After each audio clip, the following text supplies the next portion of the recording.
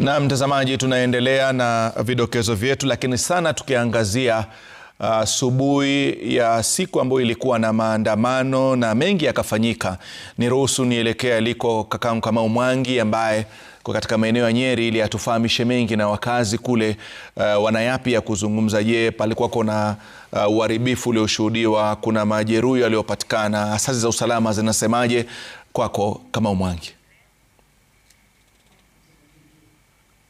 Naam, asante sana kutoka upande huo wa studio. Na hapa katika kaunti ya Nyeri ni mojawapo ya kaunti ambazo zilishuhudia uharibifu mkubwa wa maandamano ya siku ya jana yaliyoongozwa na vijana. Na hapa tulipo ni duka kubwa ama sehemu ya kufanyia biashara ya Nyeri Mall, ambayo biashara kadha ambazo ziko chini ya jumba hili ziliweza kuathirika. Hiyo ni benki moja ya iliyoko hapa katika kaunti ya Nyeri ya NCBA, ambayo afisi zake ziliweza kuvunjwa na kuibiwa ndani na kufanyiwa uharibifu mkubwa. Nataka tutembee mpaka ilipo duka ya Naivas, kwa sababu upande huu ama jumba hili liliweza kushuhudia uharibifu mkubwa, haswa yale mabiashara ambayo yako katika eneo hili. Hii ni ATM ya benki hiyo ambayo waandamanaji waliweza kuiharibu na kuiba nyaya, wakijaribu tu kufikia kama watapata hata kama angalau fedha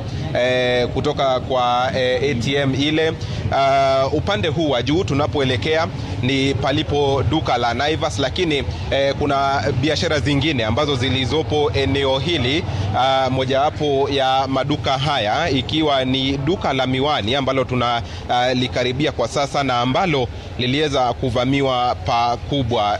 Kama una mtazamaji wa runinga Citizen anaweza kutazama, hili ni duka la Optex ambalo liko chini ya jumba hili la kibiashara, na ambalo tuliozungumza nao na wanaofanya kazi kule ndani waliweza kutueleza kwamba miwani zile ambazo zinajulikana kama frames, kila kitu kiliweza kuporwa, ikiwa ni pamoja na zile documents ambazo wagonjwa walikuwa wamefika tu wakitafuta zile huduma za macho. Na ni uharibifu mkubwa ambao ulitendeka hapa, na kwani target ama lengo la wale waandamanaji lilikuwa ni kulivamia duka la Naivas ambalo karibu tunalifikia. Na uharibifu huu uliweza kutendeka masaa ya saa 9 hivi, saa 9 mchana, waliposhindwa ama walipolemewa kufika kwenye duka la pamoja ama duka kubwa la mbunge wa Kieni ambaye ni Njoroge Wainaina. Na hapa nje huu ni uharibifu ambao uliweza kutendeka siku ya jana. Tunaweza kuziona zile nambari ambazo hutumika kulipia vile ama zile goods ambazo mtu ameweza kununua ndani, ishara ya uharibifu mkubwa ambao uliweza kutendeka hapa.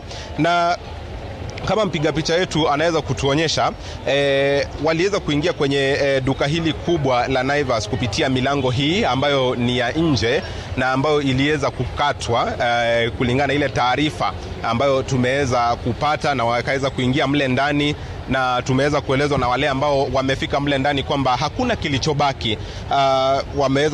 Waliweza kufika kwenye gorofa la kwanza ambalo huwa na nguo na vile vitu vingine ambavyo huwa si vya kawaida kati ya watu, ama vile ambavyo watu hawachukui mno, vilivyokuwa kwenye gorofa la kwanza. Tumeweza kuelezwa kwamba pia gala ama store ya supermarket hii ya Naivas pia iliweza kuporwa, na hakuna kile ambacho kilichobaki. Na kwa sasa kile ambacho kiko hapa ama kile kinachoendelea ni maafisa wa polisi ambao wamelilinda duka hili mpaka watakopo wasili, wale ambao ni wana insure ama insurance company ambayo inaweza kuishughulikia duka hili pamoja na maduka mengine ambayo tumepita pale. Ishara tu ya uharibifu mkubwa ambao uliweza kutendeka na watu ambao hawajajulikana bado na nia yao haijulikani ilikuwa ni ipi. na hawa unaowaona tu ni wakazi wa kaunti ya Nyeri ambao wanatizama tu uharibifu ambao ulitendeka hapa. Duka hili likiwa ndilo lilivamiwa pakubwa sana, ama ndilo liliweza kupata uharibifu ambao ni mkubwa zaidi katika maandamano ya jana. Kwa hivyo ni taarifa ambayo tutaendelea kuizingatia. Tukiweza kupata taarifa kutoka kwa idara za usalama, tutaweza kumweleza mtazamaji wa runinga ya Citizen, ikiwa ni pamoja na pengine wale watu ambao waliweza kufariki kutokana na maandamano ya siku ya jana. Tumeweza kuarifiwa tu na kamishna wa kaunti hii Ronald Muiwawi kwamba watu 4 waliweza kufariki siku ya jana. Tutaweza kuwa tukiangazia zile idadi ama takwimu na kujua walikuwa pengine ni akina nani na walifariki walipigwa risasi, kwa sababu wengi wanasemekana walipigwa risasi na maafisa wa polisi. Pengine walikuwa wanafanya nini na kama pengine walikuwa wanashiriki maandamano. Ni hayo tu kwa sasa kutoka kaunti hii ya Nyeri. Tutaweza kuiangazia taarifa hii kwa kina kwenye bulletin zetu ambazo zinajiri ama zijazo. Kwako.